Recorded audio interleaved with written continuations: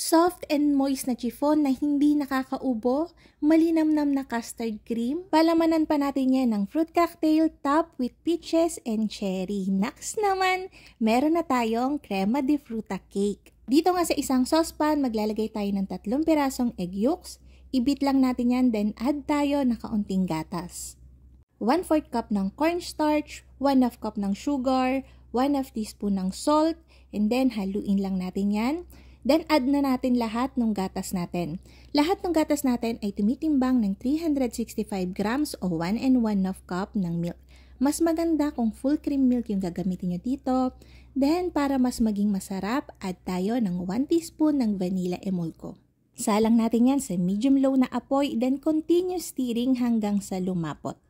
After 6 to 7 minutes, lalapot yan ng ganito, pero lutuin nyo siya hanggang sa maging ganito na siya kasmooth. Pwede nyo ring tikman kung wala ng granules ng cornstarch, okay na yon.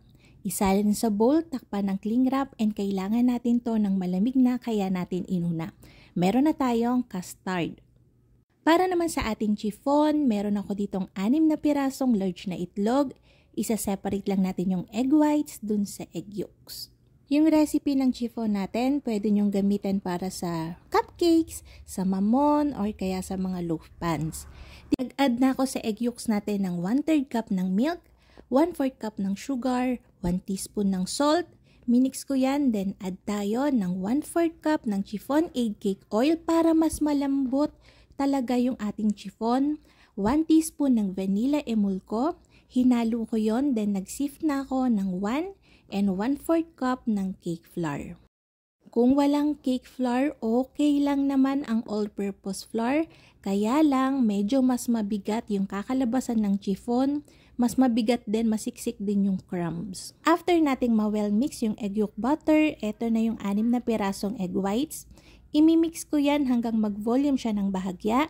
Then, unti-unti nating ilalagay yung ating 1/2 cup ng sugar. Dito na rin ako maglalagay ng 1 teaspoon ng baking powder.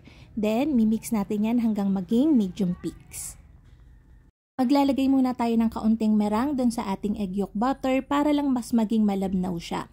Kapag finold na natin siya dun sa rest ng ating meringue, ay di mas madali na siyang i-fold. Hindi na tayo mag-overmix ng masyado. Yun, i-fold lang natin. Wala tong cut. Madali lang tong i-fold. Huwag niyong ika-overmix kasi magdi-deflate or mangungulubot yung ating chiffon. Ito na talaga yung recipe ko ng chiffon ever since. Ito na talaga yung gamit ko sa lahat. Maliban na lang sa mga roll cake. Kasi sa roll cake, mas mababa yung flour para kapag ni-roll natin siya, hindi siya magbibitak-bitak. Ganun yun. So, meron ako ditong 9x3 na round pan. Pwede rin to sa 8x3, kaya lang, mas maumbok siya. So, 9x3 yung pinili ko para kahit papano flat lang. Sinalang ko to sa preheated oven na may 150 degrees Celsius for 35 to 40 minutes or until kapag nag-test kayo ng toothpick, ay di malinis na yung toothpick pagka inangat nyo. Ano ba yan? After baking, ayan, tinaob ko lang yan and pinabayaan ko siyang lumamig sandali. Habang nag-iintay tayong lumamig, ay di nag-drain na ako dito ng 1 lata ng fruit cocktail at 1 lata ng peach. Then dito, magtitimpla na tayo ng ating custard cream. Meron ako ditong 300 grams ng Magic Whisk. Masarap gamitin ng Magic Whisk, ihalo sa custard kasi nagbe-blend talaga yung lasa nila. So para dun sa liquid na ihahalo natin sa Magic Whisk, naglagay lang ako dyan ng 100 grams ng, alam niyo yung diniray natin sa peach na liquid. So yun yung gagamitin kong pang tubig dito sa Magic Whisk. Ibinit ko yung Magic Whisk hanggang sa mamute. Wala pa akong nilalagay na kahit ano. Then, once na nag-break na yung mga paste, tsaka ko lang ilalagay yung ating peach na liquid. After kong mamix yun, ilalagay na natin yung niluto natin kaninang custard. Ganito siya kapag nag-set, para na siyang maha. Mimix ko yan hanggang maging smooth na yung ating frosting. Ang sarap nito, I swear. Bagay na bagay talaga dun sa ating gagawing crema de fruta. Pwede natin tong i-rest pa sa chiller ng mga 2 hours para mas set siya. Or kaya habang nag-iintay kayong lumamig yung mga pinapalamig, so mas maganda i-rest nyo pa rin to para mas masarap siyang i-pipe. nagsiset kasi to, tumitigas kasi to over time. So, ito na yung ating chiffon. Palatandaan ng magandang klase ng chiffon kapag ka ini-slice nyo siya, hindi nag-aag-ag o hindi siya alam niyo yung maraming nabubuhaghag. Ibig sabihin, moist talaga yung chiffon nyo. So, dinivide ko lang to sa 3 layer. Then, magpo-frost na tayo. Yan, lalagay lang natin muna yung ating custard cream. Then, kalahati ng ating in-can na fruit cocktail. Para mas maraming palaman. Siyempre, pang Pasko to or pang benta, mas maganda yung mas maraming palaman. Pero nasa sa inyo pa rin naman yon kung gaano karami yung gusto nyong ilagay kapag kayo na yung gagawa. After ng fruit cocktail, naglagay ako ng kaunting cream pa sa ibabaw para dumikit yung chiffon natin. Then, ulit lang dun sa pangalawang layer.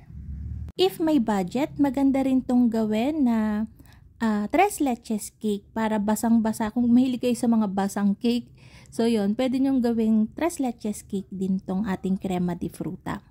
So after nung last na layer, yung mga natitira kong custard cream ay ilalagay ko dito sa ibabaw, then dun pang fill dun sa tagiliran. Ang gusto ko kasing gawin dito ay parang semi-naked cake. Nag-enjoy din naman akong gumawa ng cake, especially mga ganito. Wag lang yung mga customized cake kasi hindi ko na talaga yun kakayanin kapag yun pang sabay sa mga ginagawa ko sa bakery. Hindi na talaga kaya hanggang pang ganitong cake lang ako. Actually, itong mga whole cake, hindi ako gumagawa nito pang bakery. Ang ginagawa ko usually mga rolled cakes, mga slice cake, yung mga nasa rectangular pan para nai-slice siya. Kasi nga yung market ko is pang mga estudyante, pang mga nagme-merienda, pang mga nag-oopisina. So, yung mga nakaka-cake to go lang talaga. Or kaya yung mga nasa cake in a tub. So, ayun nga, inilapat ko na dyan yung ating peaches. Mukha lang siyang matrabahong gawin, pero actually mga 4 minutes ko lang tong inilatag. Mabilis lang naman since yung pagkaka-slice ko sa peaches is madali na siyang iayos as flowers. Pero again, depende sa inyo kung anong gusto nyo. Medyo mahagad to o magastos to, pero worth it naman kasi masarap talaga siya. Agay na bagay nga to ngayong darating na holiday seasons, ilang araw na lang, diga? Either pang benta o gusto mo lang magpawaw ng mga bisita, so try mo to. Kaya ayun ang mga kalutong tinapay. Sana'y nagustuhan niyo yung ating video for today. Magkita-kita tayong muli. Ito pong mali ang lutong tinapay. Bye-bye!